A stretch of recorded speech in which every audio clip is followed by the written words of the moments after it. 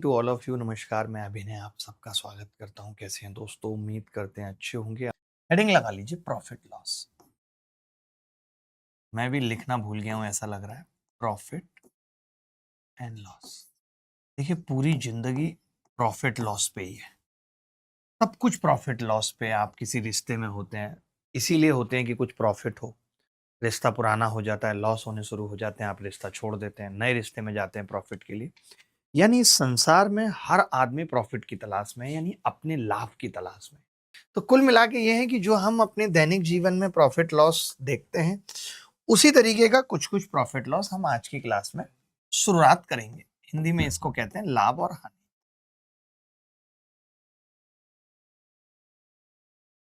लाभ हानि। आप बताओ, आज से 300-400 साल पहले कोई करेंसी नहीं थी, तो लोग क्या करते थे?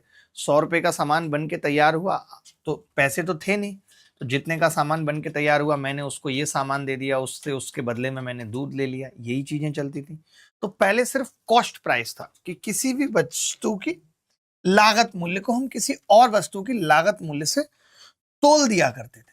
तो पहले सिर्फ कॉस्ट प्राइस था। कॉस्ट प्राइस यानी लागत मूल्य। हिंदी में इसको कहते हैं लागत मूल्य या क्रय मूल्य। दोनों ही इसके नाम है, लागत मूल्य या क्रय मूल्य। Cost price. कॉस्ट प्राइस का मतलब होता है जिस पे कोई चीज बन के तैयार होती है, उस प्राइस को कहते हैं कॉस्ट प्राइस। जब लोगों के मन में आया कि अगर मेरा सामान 100 रुपए में बन के तैयार हुआ है, तो मैं इसे 100 रुपए में क्यों बेचूंगा? मैं तो 120 में बेचूंगा। आज तो हालत ये है कि अगर मैं इनको बोल दूं, नताशा जी को, कि आप 40 रुपए की लिपस्टिक ले आइए मार्केट से, 40 रुपए इनको देता हूं, तो ये कोशिश करेंगे कि लिपस्टिक 32 की आए और 8 रुपए इनके आने जाने का किराया निकल आए। हर आदमी आज लाभ सोचता है। तो जब आदमी ने लाभ सोचना शुरू किया, तब एक नया आया सेलिंग प्राइस, कि मैं बन के कोई वस्तु मेरी भले ही 100 रुपए में तैयार हो रही है, लेकिन मैं उसे बेचूंगा कितने में, that will be the selling price. तो जब आदमी ने सोचा कि भाई मुझे तो प्रॉफिट चाहिए, प्रॉफिट यानी कि लाभ चाहिए, तो जब हमने कॉस्ट प्राइस में प्रॉफिट जोड़ा, तो ये बन गया selling price. Selling price. Selling price को हिंदी में कहते हैं विक्रय मूल्य या बिक्री मूल्य।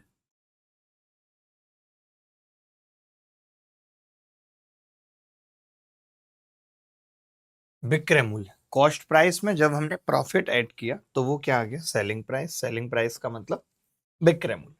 लेकिन मैंने अभी आपको क्या बात कही कि जरूरी नहीं है कि हमेशा प्रॉफिट होगा। जरूरी नहीं है कि प्रॉफिट होगा। तो कॉस्ट प्राइस के बाद ऐसा भी हो सकता है कि लॉस हो, तो हमने माइनस कर दिया लॉस। लॉस मतलब हानि। अच्छा, सेलिंग प्राइस को शॉर्टकट में हम कह देते हैं एसपी, और कॉस्ट प्राइस को शॉर्टकट में सीपी। तो अभी हमने केवल दो ही बातें जानी, कॉस्ट प्राइस क्या होता है, सेलिंग प्राइस क्या होता है। अगर मैं आपसे पूछूं कि जी प्रॉफिट क्या होगा, तो आप कहेंगे कि प्रॉफिट का मतलब ही है जब सेलिंग प्राइस में से अगर कॉस्ट प्राइस घटा दें, तो वो क्या बनेगा? प्रॉफिट। ये प्रॉफिट है। अगर मैं आपको पूछूं लॉस क्या होगा, तो आप बोलेंगे कि लॉस का मतलब है कि 100 रुपए की कोई वस्तु बन के तैयार हुई थी, आपने 80 की बेच दी, यानी 20 का लॉस खा लिया, बिक नहीं रही थी, यानी उस केस में कॉस्ट प्राइस बड़ा होगा, तो कॉस्ट प्राइस में से सेलिंग प्राइस घटा देंगे, ये लॉस हो गया। अच्छा, जो हम लॉस और प्रॉफिट निकाल रहे हैं, ये अमाउंट है। लेकिन हमसे सवाल में पूछा जाता है कि लॉस का प्रतिशत बताइए क्या होगा। तो आपको समझना पड़ेगा कि जो लॉस या प्रॉफिट है, ये हमेशा कॉस्ट प्राइस पे देखे जाते हैं। मैंने 100 रुपए का सामान खरीदा और मैंने 130 में बेच दिया, तो ये जो 30 रुपए का लाभ है, ये मुझे 100 पे हुआ है। 100 क्या था? कॉस्ट प्राइस था। तो लाभ या हानि हमेशा, जब तक कि सवाल में स्पेसिफाई ना किया जाए कि किस पे है, ऑटोमेटिकली माना जाएगा कि कॉस्ट प्राइस पे है। ये जो प्रॉफिट हो रहा है, ये किस पे हो रहा है? कॉस्ट प्राइस पे हो रहा है। अच्छा, परसेंटेज का मतलब क्या है? कोई कहे प्रॉफिट परसेंट, तो प्रॉफिट परसेंट का मतलब है आप जानना चाहते हैं कि 100 रुपए पे कितना हो। मान लेते हैं कोई वस्तु 200 रुपए की है, लेके आए, 240 की बेच दी, 40 रुपए लाभ हुआ।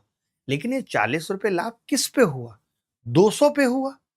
अगर इसी को हम परसेंट कहें, जो लाभ 200 रुपए पे 40 का हो रहा है, वही लाभ 100 रुपए पे 20 का हो जाएगा। तो 20 क्या है? परसेंट। 20 क्या है? परसेंट। तो हमें समझना पड़ेगा कि अगर परसेंट प्रॉफिट की कोई बात करे, अगर कोई परसेंट प्रॉफिट की बात करे, तो हम बोलेंगे कि ये जो प्रॉफिट आपने कमाया है, ये प्रॉफिट सीपी पे है।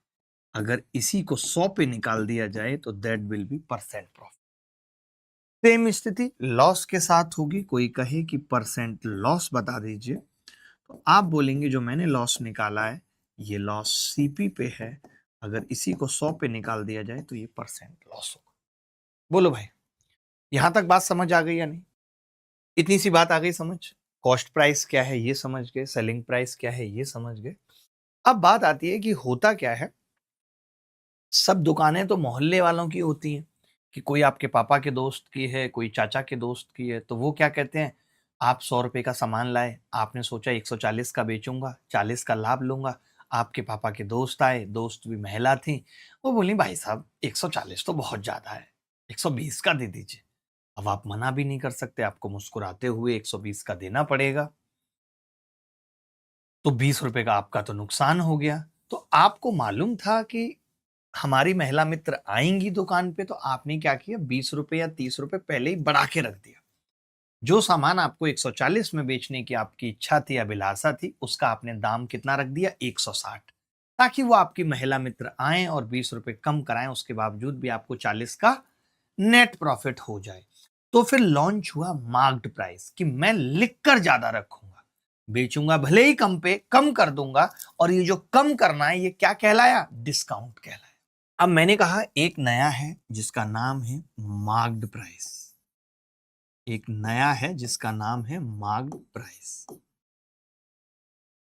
तो मार्क्ड प्राइस को शॉर्टकट में एमपी और हिंदी में कहते हैं अंकित मूल्य। जो आप अंकित करते हैं, जो आप लिखते हैं। अभी बहुत ज्यादा आज के सवालों में अंकित मूल्य की जिक्र नहीं होगी, बट फिर भी मेरा फर्ज है बताना। तो अंकित मूल्य क्या होता है, जो हम इसको बढ़ा के लिख देते हैं, बढ़ा के लिख देते हैं। तो जब आप इससे इस पे आना चाहेंगे तो आपको एक डिस्काउंट देना पड़ेगा। हिंदी में जिसको कहते हैं बट्टा या छूट, हिंदी में इसको क्या कहते हैं जी, छूट। ठीक है, ये डिस्काउंट। तो डिस्काउंट क्या होता है, अगर हम आपसे कहें कि डिस्काउंट का अमाउंट बताइए, तो आप कहेंगे जी डिस्काउंट निकालना हो तो मार्क प्राइस यानी एमपी में से एसपी घटा दीजिए। अच्छा, ये डिस्काउंट किस पे दिया जा रहा है? जैसे लाभ या हानि कॉस्ट प्राइस पे हो रही थी, उसी तरीके से डिस्काउंट दिया जा रहा है मार्क्ड प्राइस पे। तो डिस्काउंट अगर मार्क्ड प्राइस पे दिया जा रहा है, कोई पूछ ले कि परसेंट डिस्काउंट बताओ, तो हम कहेंगे मार्क्ड प्राइस पे अगर इतना है तो 100 पे निकाल देंगे। यानी डिस्काउंट किस पे है, एमपी पे। डिस्काउंट किस पे है, एमपी पे। तो 100 पे कितना होगा, बस ये परसेंट डिस्काउंट है। कोई डाउट है तो बता दीजिए यहां तक। यहां तक अगर कोई डाउट है तो बताइए, फिर मैं बहुत छोटे छोटे से सवाल आपसे पूछना शुरू करूंगा। चलो ये सवाल से शुरू कर रहे हैं। एक CHSL प्री 2024 के अंदर एक सवाल आया छोटा सा, वहां से शुरू कर रहे हैं। मौसम की स्थिति के कारण रावत को 49-60 की सब्जियां 4712 में बेचनी पड़ी। होता क्या है कि मौसम अगर खराब है, बहुत ज्यादा गर्मी है, सब्जियां सड़ जाएंगी, तो हमें सस्ते में बेचनी पड़ती है। सोचिए जो सब्जी ये 4960 की लेकर आया था, वो इसने 4712 की बेची है। तो इससे कितने प्रतिशत की हानि हुई ये बताना है। कहना क्या चाह रहा है, आसान सी बात है कि इतने की सब्जियां थी और इतने की बेच दी। इतने की सब्जियां थी और इतने की बेच दी। मैं ये कह सकता हूं कि कॉस्ट प्राइस 4960 थी। और अगर मैं आपसे पूछूं कि जी प्रॉफिट कितने का हो रहा है, अगर मैं आपसे पूछूं कि प्रॉफिट कितने का हो रहा है, तो आप बता सकते हैं। तो आप कहेंगे कि जी प्रॉफिट तो हो ही नहीं रहा, लॉस हो रहा है, लॉस हो रहा है। कितने का लॉस हो रहा है कि जो चीज 4960 की थी हम उसे 4712 में बेच रहे हैं, यानी ये लॉस आ रहा है जी। 0 में से 2 गए 8, 5 में से 1 गया 4 और 9 में से 7 गए 2, 248 रुपए का लॉस हो रहा है। ध्यान से समझना। अब देखो मैं आपको एक चीज यहां पे बता रहा हूं, वैसे तो बड़ा आसानी से कट रहा है, हमसे पूछ क्या रहा है, ये देखो वैसे ही कट गया। जैसे परसेंट का मतलब क्या है, जैसे परसेंट हानि पूछी यानी 100 पर पूछा है, यही तो मतलब है, 100 पर ही तो पूछा है भाई, यही तो हमने आपको बताया। तो ऐसा नहीं कि आप जब तक बटे में नहीं लिखेंगे, जैसे कई टीचर होते हैं वो बताएंगे लॉस परसेंट बराबर 248 बटे 496 गुणा 100, ये सब जरूरी नहीं होता। आप सीधे इसको काट सकते हैं, ये इससे 20 बार कट रहा है, 20 बार कट रहा है, यानी 20 रुपए पे 1 का लॉस है। तो मैं यहीं से 100 पे बता सकता हूं 5 से गुणा करके, 100 पे जितने का लॉस है वही परसेंट है, यही आंसर है। मैंने देखो आपको पीछे ही एक बात बताई थी कि जो प्रॉफिट या लॉस है वो 100 पे होते हैं, बट जरूरी नहीं है कि हम ये सब फॉर्मूले लगाएं, इन सब की जरूरत नहीं है। मुझे पता है कि मुझे 100 पे हानि निकालनी है। भाई मैंने देखा कि यार ये जो हानि है ये 4960 पे जो हानि थी वो ये 248 की थी, तो मैंने भाग लगा दिया, तो मुझे पता चला 20 पे 1 की हानि है, 20 पे 1 की हानि है, 1 की, तो 100 पे निकाल दी 5%। यदि किसी वस्तु का विक्रय मूल्य उसके क्रय मूल्य का 7/6 है तो सौदे में लाभ प्रतिशत क्या है? यदि किसी वस्तु का विक्रय मूल्य उसके क्रय मूल्य का 7/6 है तो सौदे में लाभ प्रतिशत क्या है? अब इसने कहा कि किसी वस्तु का विक्रय मूल्य उसके क्रय मूल्य का 7/6 है, 7/6 करना है। तो जैसे बोल रहा है ना वैसे ही लिख लो। मैं तो कहता हूं कुछ मत मानो, कुछ लोग कहेंगे 6 मान लो इसको। अब बच्चा कहता है मैं कैसे मान लूं, मेरी समझ में नहीं आती। बच्चा उतना इंटेलिजेंट नहीं होता। तो जैसे जैसे ये बोल रहा है ना, ये क्या कह रहा है, वस्तु का एसपी, तो मैंने कहा लो जी एसपी बराबर है, बराबर है ना, किसके बराबर है, सीपी के। कितने के बराबर है, 7/6 के। यही दिया है या नहीं, सवाल में ये दिया है नहीं मुझे बता दो बस, सवाल में ये दिया है नहीं मुझे इतना बता दो। यही दिया है ना कि एसपी बराबर सीपी गुणा 7/6, यही दिया है, बस कोई बात नहीं। तो मैंने कहा यहां से रेशियो निकाल सकता हूं मैं, तो आपने कहा निकाल सकते हैं, एसपी बटे सीपी बराबर 7/6। बोलो निकाल सकते हैं 7/6, बात सही है कि नहीं? आपने कहा बिल्कुल सही। अब ध्यान से समझना, 7/6 का मतलब सीपी तो 6 दिख रही है और एसपी दिख रही है 7। तो कोरिया का बच्चा बता सकता है कि जो चीज 6 रुपए की थी 7 में बेची है तो लाभ कितने का है, क्योंकि इसने तो लाभ पूछा है। तो आप कहेंगे जी 1 रुपए का लाभ है 1 रुपए का लाभ। तो इन्होंने मेरे से पूछा है परसेंट प्रॉफिट बताओ क्या हो। आप कह सकते हो जी 1 रुपए का लाभ 6 पे है तो 100 पे कितने का होगा, 1/6 गुणा 100, ये आ गया 16/2/3%। 16 में छिक्के 96, एक ही ऑप्शन है जो करीब है, बाकी सब बहुत दूर दूर है। अगला सवाल देखिए, एसएससी सिलेक्शन पोस्ट 12 में पूछा गया ये सवाल है। किसी वस्तु के लागत मूल्य और उसके विक्रय मूल्य का अनुपात 432 और 612 है। इस पर लाभ प्रतिशत दशमलव स्थानों तक पूर्णांकित है, ये बताना है। किसी वस्तु के लागत मूल्य और उसके विक्रय मूल्य का अनुपात 432 और 612 है। इस पर लाभ प्रतिशत दशमलव स्थानों तक पूर्णांकित है, ये बताना है। देखो अब इसमें तो खुद ही अनुपात दे दिया, किस किस चीज का अनुपात दे दिया है, लागत मूल्य यानी सीपी और उसके विक्रय मूल्य का अनुपात है ये, ठीक है। तो हमने लिखा सीपी अपॉन एसपी बराबर है 432 बटे 612, 432 बटे 612, तो ये कितना आ रहा है जी? तो आपने कहा इसका अनुपात है तो 216, 4 से कट रही हैं वैसे दोनों संख्याएं, 4 एकम 4, 8 से भी कट रही हैं क्या? 8 से शायद नहीं कट रही हैं,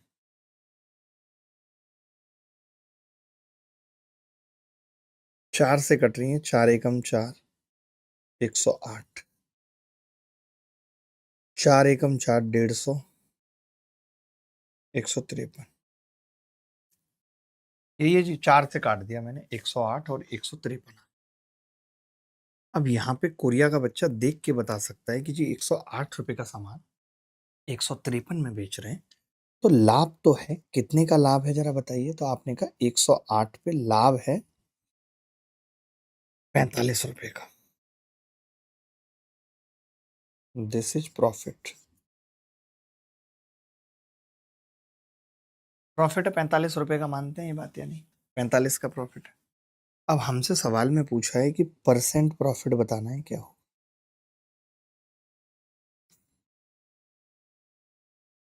परसेंट प्रॉफिट, तो परसेंट प्रॉफिट कैसे निकलेगा? आप कहेंगे कि जी 45 रुपए का लाभ है और ये 45 रुपए का लाभ 108 पे हो रहा है, हमें निकालना है कि जी 100 पे कितने का हो। यही है, कह सकते हैं? आपने कहा जी बिल्कुल कह सकते हैं। तो हमने 3 से भाग किया, पहले ये 15 बार कट गया, और इसको 3 से किया तो 36 बार कट गया, फिर 4 से किया तो 9 बार, और इसको 4 से किया तो 25 बार, यही है। फिर दोबारा और कट गया जी, कैसे कैसे? फिर 3 से कट गया, ये 3 तिया 9, और ये 3 पंजे 15। कोरिया का बच्चा कह सकता है जी ये आ रहा है 25 पंजे 125 बटे 3%, ये आ रहा है।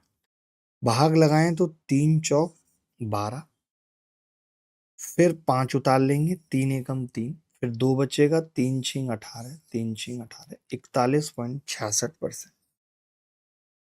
देखो थोड़ी सी कैलकुलेशन थी। अब जैसे अगर मैं अपनी बात करूं, पता है, अगर मुझे ये सवाल पेपर में निकालना हो तो मैं कैसे निकालूंगा वो समझिए आप। ये तो हो गई बिल्कुल बेसिक सी बात।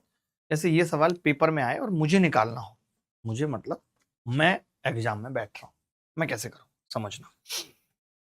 मैं दिखाता हूं आपको कि मैं कम से कम कैलकुलेशन में कैसे उत्तर मार्क कर दूंगा। पहली बात तो जब मैं ऐसे सवाल देखता हूं तो मैं यहीं पे सीधे मैंने अनुपात निकाला, तो आपने देखा मैं यहीं पे काट दूंगा पेपर के अंदर भी। अरे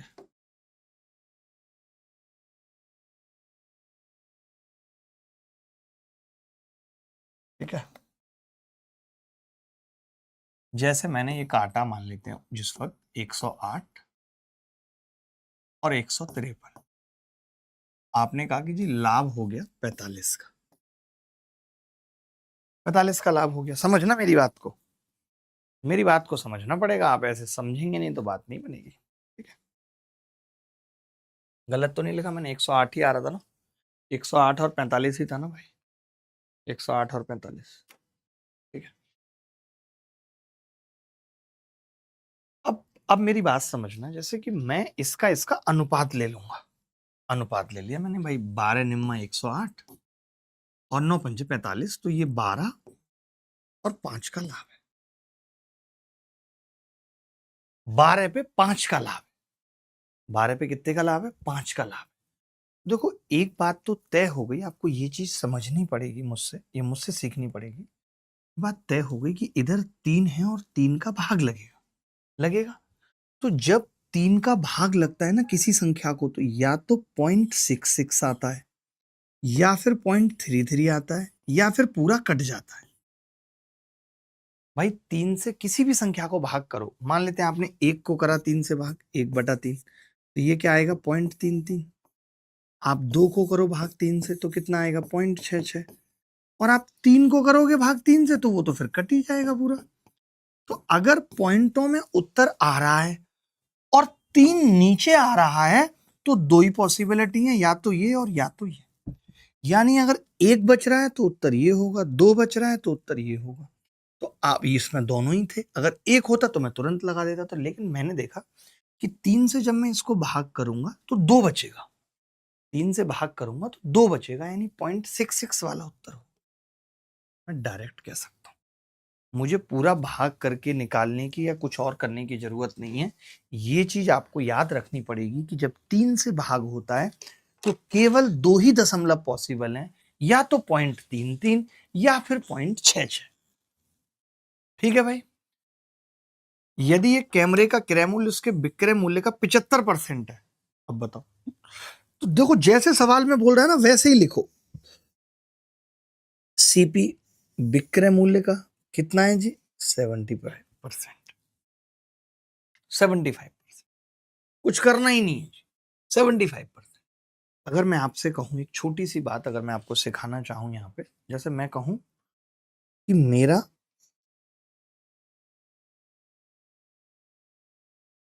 संपत्ति का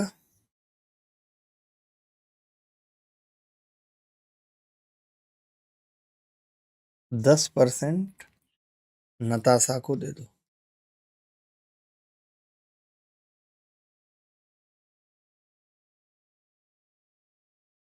नताशा को दे दो, मेरी संपत्ति का 10% नताशा को दे दो।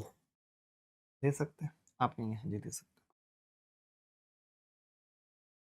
अब इसका मतलब क्या है? इसका मतलब है कि अगर मेरे पास 100 रुपए हैं, मेरे पास अगर 100 रुपए हैं तो नताशा को 10 रुपए दे दो। यही मतलब है इस बात का, है या नहीं? परसेंट का मतलब क्या है? 10% देने का मतलब क्या है?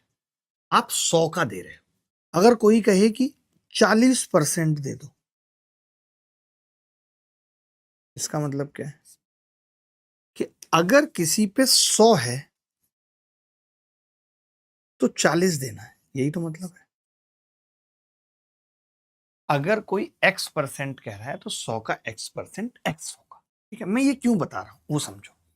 मैं ये कह रहा हूं, इन्होंने कहा है कि विक्रय मूल्य का 75% है, तो मैंने कहा अगर विक्रय मूल्य 100 है, 100 है, तो क्रय मूल्य उसका 75% यानी 75 है। ये कह सकते हैं कि नहीं? विक्रय मूल्य अगर 100 है तो क्रय मूल्य 75% यानी 75 है। अगर वो 75 है और 100 विक्रय मूल्य है तो ये भी कह सकते हैं कि 25 रुपए का फायदा है। अच्छा, ये 25 रुपए का फायदा कितने पे है? तो आप कहेंगे 75 पे है, तो 100 पे हमसे पूछ रहा है, क्योंकि हमसे पूछ रहा है परसेंट प्रॉफिट। हमसे पूछ रहा है परसेंट प्रॉफिट। बोलो, पूछ रहा है कि नहीं? आपने कहा जी 25 दिया 75, 100/3। 100/3 का मतलब 33 सही 1/3। भाग लगाने की भी जरूरत नहीं है, 100/3 आप खुद देख सकते हैं। 3 से गुणा करने पे ये तो 50 आएगा, नहीं होगा उत्तर। 24 या 72 नहीं होगा, 25 या 75 नहीं होगा, एक ही ऑप्शन है 33 या 99। 33 सही 1/3%। और वैसे भी उत्तर 25 से बड़ा होगा, क्योंकि 25 का लाभ, एक बात बताओ, इसको निकालने की भी क्या जरूरत है? मैं आपसे ये कह रहा हूं, मुझे सवाल में देखते ही ये बात समझ आ रही है कि 25 का लाभ 75 पे है। सोचो, किसी को 75 रुपए पे ही 25 का लाभ हो गया, तो 100 पे थोड़ा ज्यादा होगा। अगर 75 पे ही 25 रुपए बच गए तो 100 पे ऑब्वियस सी बात है ज्यादा होगा, और 25 से बड़ा एक ही ऑप्शन है 33 से 1/3%, तो बी उत्तर आ गया। बोलो भाई। ठीक है, आज तक मैं ना ये वाला काम आपको ही देता हूं, बेस्ट रहेगा। देखो भाई, क्योंकि आपकी गणित भी बहुत अच्छी है। क्रय मूल्य विक्रय मूल्य का 72% है, तो मैं फिर से बता रहा हूं आपको, इसका मतलब हो गया अगर मैं विक्रय मूल्य को 100 बोलूं, अगर मैं विक्रय मूल्य को 100 बोलूं तो आप क्रय मूल्य को 72 बोलेंगे। ठीक है, अब यहां से ये बात तो तय हो गई कि जो लाभ है वो 28 रुपए का है 72 पे, तो 100 पे 28 से ज्यादा होगा, यानी ये उत्तर नहीं है। ये बात तो तय है। ठीक है, देखते हैं भाई।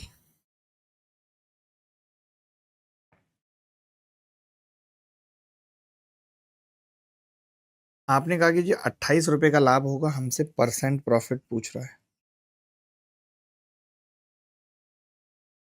आया किसी बच्चे का? कईयों का आ गया। परसेंट प्रॉफिट बराबर 28/72 गुणा 100, 28/72 गुणा 100। तो 4 सत्ते 28 और 4 से ये कितनी बार कटेगा जी? 18 बार। 18 से ये 9 और ये 50 बार। तो 7 पंजे 35, 350/9। 350/9 का मतलब कितना हो गया जी परसेंट में? आपने कहा 9 चौक 36 होगा नहीं, 9 तिया 27, बचेगा 8 जीरो, 9 अट्ठे 72, 38। 38 में अब एक ही ऑप्शन है तो आगे नहीं बढ़ेंगे और सीधे लिख देंगे 89%। सीधे लिख देंगे 89%। बोलो भाई। अब मैं ये कह रहा हूं कि मान लेते पेपर में मुझे करना होता है सवाल, तो बहुत आराम से करता। कैसे करता बताता हूं आपको। ठीक है, ये सब नहीं करता, ये सब कैलकुलेशन नहीं करता। फिर क्या करता? बस इतना करता, देखना ध्यान से क्या करता। मैं कहता कि यार 4 से भाग कर रहा हूं तो 18 रुपए पे 4 सत्ते 28, 7 रुपए का लाभ है। तो 18 में पंजे 90 पे लाभ 35 का है। मुझे 100 पे निकालना है तो 35 से बड़ा होगा, तो एक ही उत्तर होगा। मैं ऐसे करता पेपर में करना। समझ रहे हो बात को या नहीं? मैंने क्या किया, मैंने कहा 72 पे लाभ 28 का है, तो 18 पे लाभ 7 का, 90 पे लाभ 35 का, बात खत्म। 90 पे लाभ 35 का, बात खत्म हो गई। बोलो भाई। देखिए भाई, एक वस्तु को 250% के लाभ पर बेचा जाता है, इसके क्रय मूल्य विक्रय मूल्य का बड़ा सिंपल है। अब जैसे 250% के लाभ की जो बात की है, 250% के लाभ की जो बात की है, तो वो 250% का लाभ किस पे देखा है आपने? मैं आपसे पूछ रहा हूं। आपने जो 250% के लाभ की बात की है, वो 250% का लाभ किस पे देखा है? 100 पे देखा होगा। परसेंट का मतलब तो 100 पे ही होता है ना। परसेंट का मतलब 100 पे होता है। तो क्या मैं ये कह सकता हूं कि ये जो 250% का लाभ है, इसकी मतलब है 100 पे 250 का लाभ कह सकता हूं? 100 पे 250 का लाभ कह सकता हूं, क्योंकि परसेंट का मतलब तो 100 पे ही होता है। कह सकता हूं या नहीं? लाभ सीपी पे होता है बेटा, तो मैं 100 के नीचे सीपी भी लिख सकता हूं। कह सकता हूं कि सीपी 100 है। 250 के नीचे लाभ लिख सकता हूं, लाभ 250 है। तो फिर एसपी कितनी होगी? 350। बोलो, इसमें कोई दो राय है तो? सीपी 100, लाभ 250, एसपी 350। आपसे अनुपात पूछ रहा है दोनों का, इसका और इसका रेशियो पूछ रहा है। तो मैंने 50 से भाग किया, 50 दूनी 100 और 50 सत्ते 350, 2:7। B is the correct answer. B is the correct. मैं ऑप्शन से भी कर सकता था। पहला ए और सी तो उत्तर ही नहीं हो सकते, क्योंकि उसमें लाभ कम है। 5 पे 3 का है और लाभ 100 से भी बड़ा है। केवल बी और डी हो सकते थे, तो ऑप्शन से भी जा सकते थे। अगला सवाल देखिए, थोड़ा सा लेवल बढ़ा रहे हैं। आरआरबी एनटीपीसी का एक सवाल लेकर आए हैं। आरआरबी एनटीपीसी का एक सवाल लेकर आए।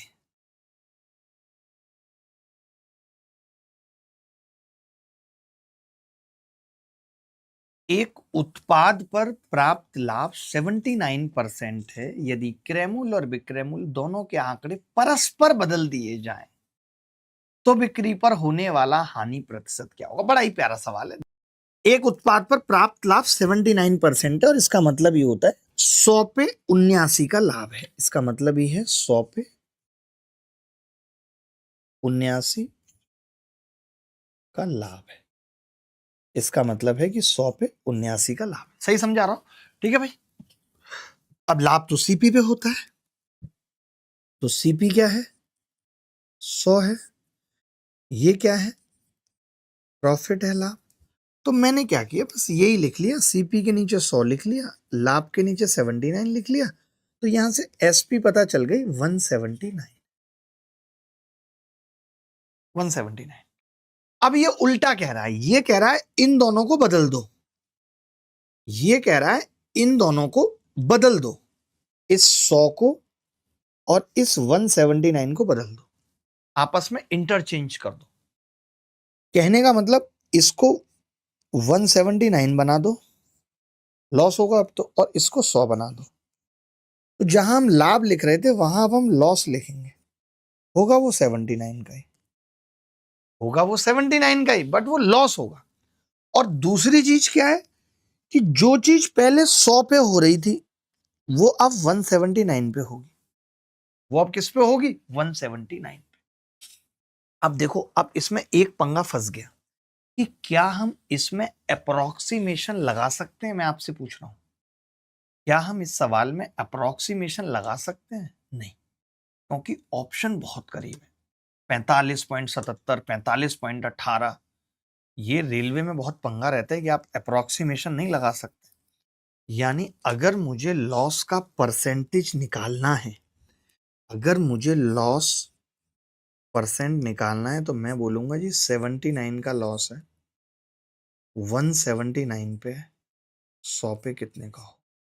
बहुत ही गंदी कैलकुलेशन है, बहुत ही गंदी, क्योंकि ये संख्या किसी से कटती भी नहीं है 179। अब कैसे करेंगे बताओ आप? शॉर्टकट बताना शुरू करूं? देखो कैसे। जैसे मैं इसका 10% तो निकाल सकता हूं आसानी से, ध्यान से सुनना प्लीज मेरी बात। मुझे ये पता करना है, मुझे ये पता करना है, मैं ये कह रहा हूं, आपको ये पता करना है कि 179 का, आपको ये पता करना है कि 179 का 79 कितना है, यही तो पता करना है। आपको ये पता करना है कि 179 का 79 कितना है, ये पता करना है। ठीक है, यही पता करना है। मैंने कहा कि अगर मैं इसका 10% निकालूं, अगर मैं इसका 10% भी देखूं, तो आपने कहा 17.9 सीधे निकल आएगा।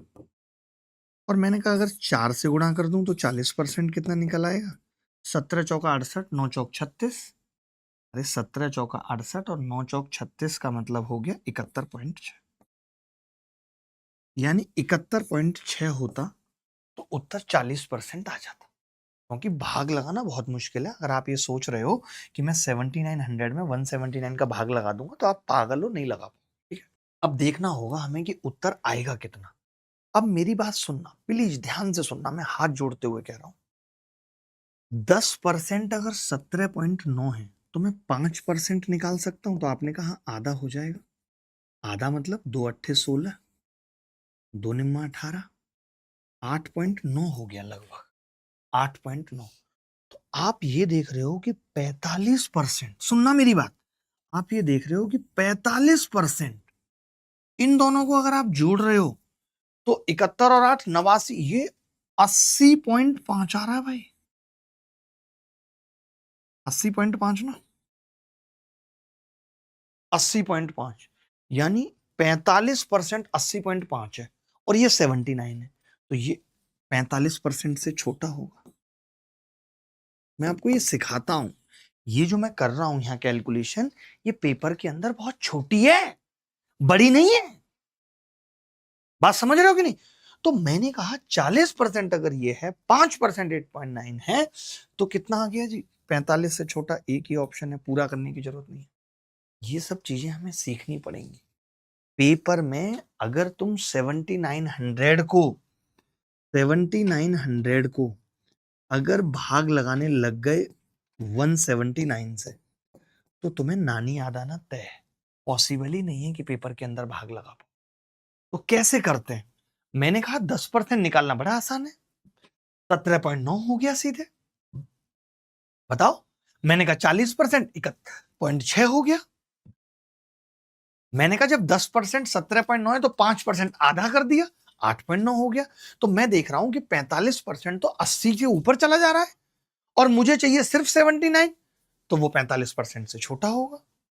बोलो भाई, बोलो बोलो।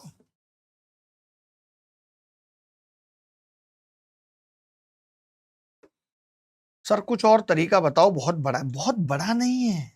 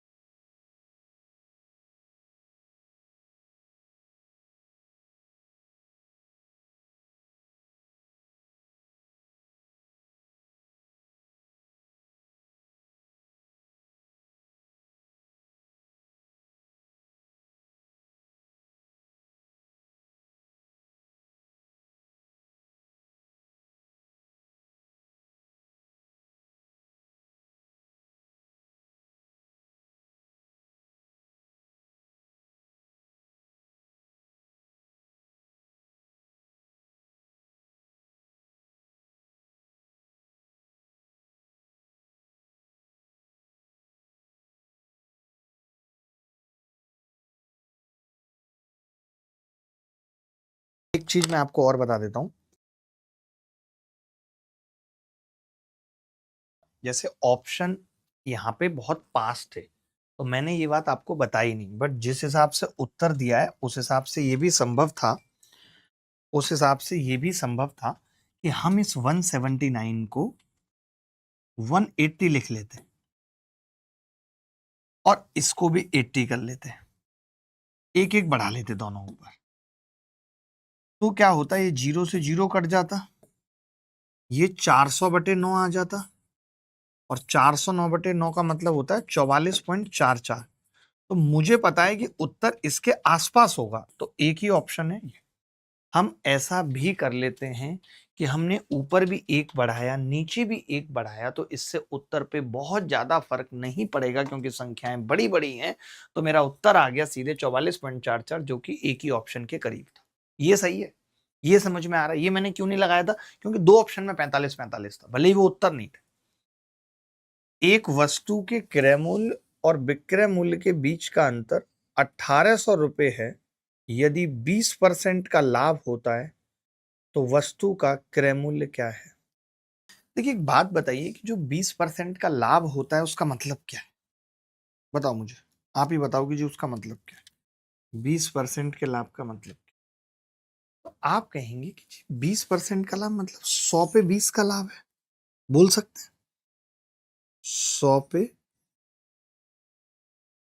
20 का लाभ है, यही मतलब है।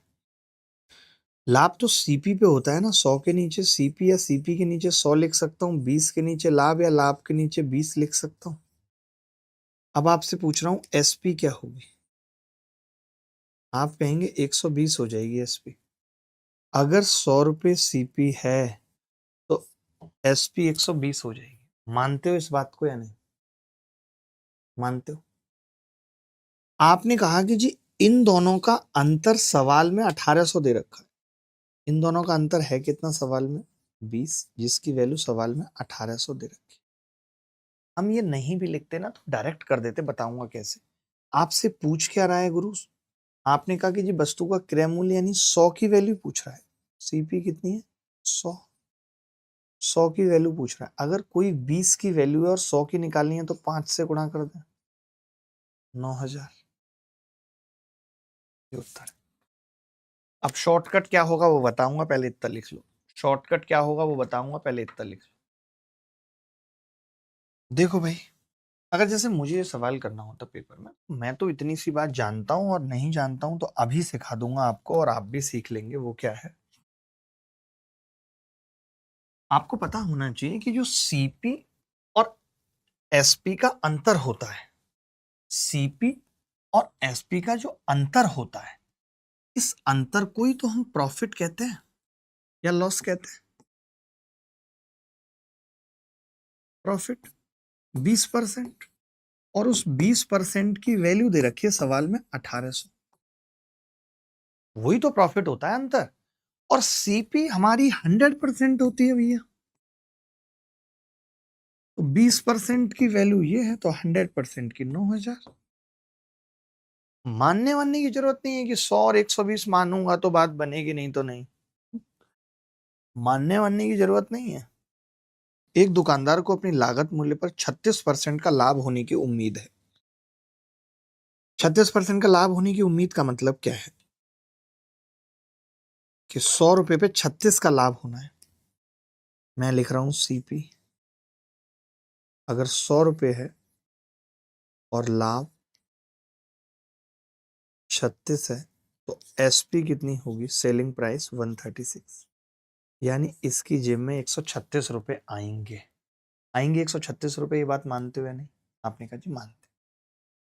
अब एक चीज समझना, इन्होंने खुद बोला है कि उसकी बिक्री हुई है जी 6,14,856 की, यानी उसकी जेब में आया है 6,14,856, 856। आपसे 36 की वैल्यू पूछ रहा है, तो मैंने आपको बताया है कि यूनिट डिजिट खूब पढ़ाई है। देखो 6 अगर यहां आ रहा है तो कितने से गुणा हुई होगी कि 6 आया होगा, तो आपने कहा उसका यूनिट डिजिट 6 रहा। 6 से हुई होगी तभी 6 आएगा।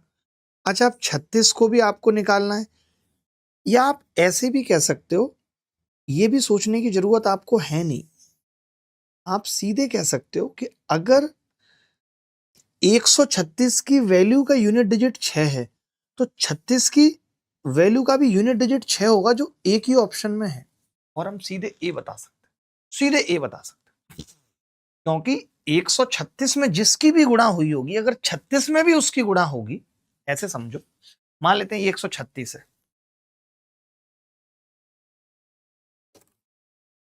ये 136 है, आपने इसको 2 से गुणा किया है, तो कितना आएगा? आपने कहा 2 छक्के 12, लास्ट में 2 आएगा, आएगा। मैंने कहा अगर यही चीज मैं 36 की निकालूं, तो आपने कहा अगर इसमें भी 2 की गुणा करेंगे तो 2 छक्के 12, 2 ही आएगा। यानी 136 की वैल्यू हो या 36 की वैल्यू हो, ध्यान से सुनना, 136 की वैल्यू हो या 36 की वैल्यू हो, unit digit will be same, unit digit will be same. यही फायदा होगा, आप मुझसे पढ़ेंगे, मैं ये सब चीजें आपको बताऊंगा जो कोई नहीं बताता बैच के अंदर। बाद में तो बहुत लोग क्लास लगा के अलग से यूट्यूब पे चिल्लाते रहते हैं, हम बैच के अंदर ये सब पढ़ाएंगे। आप समझे? यानी 136 की यूनिट डिजिट अगर 6 है, तो 36 की भी यूनिट डिजिट 6 आएगी।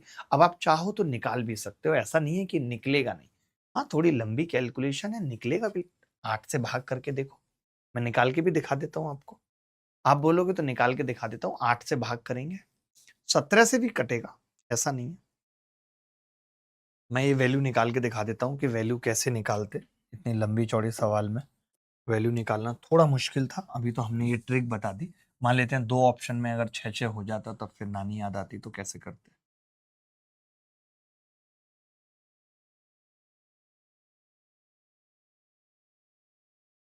136, जैसे मुझे पता है 17 से कटता है 136, तो मैं 17 से भाग लगाऊंगा सीधे। 17 अट्ठे 136, और 17 से इसको लगाऊंगा, 17 तिया 51, 10 बचेगा 4, 17 छक्के 102, तो 17 तिया 51, 17 छक्के 102, 2 बचेगा 28, 17 एकम 17, 8 और 3 11, 15, और 17 में छक्के 102, फिर 13, 17 अट्ठे 136, ये आ जाए। अच्छा, अब आप सोच रहे हो 8 से कंप्लीट लगा लूं? नहीं, आपको ये तो मालूम है ना, ये मैं तरीका सिखा रहा हूँ, ये जरूरी है सीखना। जैसे 36 का मतलब है कि अब अगर आप यहाँ 4 की वैल्यू निकाल दो, तो 9 से गुणा कर देंगे सीधे। तो मैंने कहा आधा कर देते हैं, 4 की वैल्यू निकाल लेते हैं। पूरा नहीं निकालेंगे कि 8 से भाग करके फिर 36 की गुणा कर रहे हैं, नहीं, 4 की निकालते हैं, तो आधा हो गया।